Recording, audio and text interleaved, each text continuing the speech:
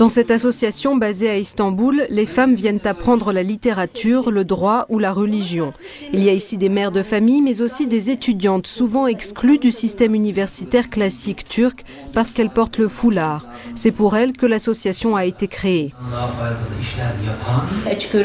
Au niveau universitaire, j'ai dû prendre des cours par correspondance et aujourd'hui ma fille, elle va à l'université en portant un chapeau par-dessus son voile.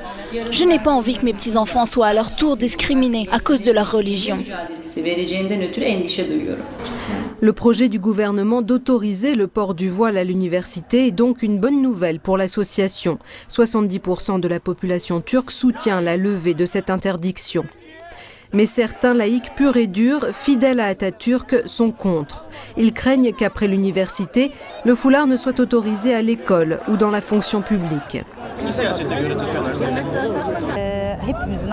Le foulard est quelque chose de traditionnel chez nous. Nos mères le portent. Mais nous ne voulons pas qu'il soit dans les universités et l'éducation. Atatürk nous a apporté la liberté et la laïcité. Maintenant, ils essayent de mettre des éléments religieux dans la Constitution. Quelques universités réputées libérales acceptent pourtant les étudiantes voilées sur leur campus. Et les professeurs approuvent au nom de la liberté d'expression et du droit à l'éducation. 2000 universitaires ont signé une pétition pour que les jeunes femmes voilées aient le droit d'étudier comme les autres. Cette identité, disons, religieuse qui s'exprime ou bien qui se montre aussi par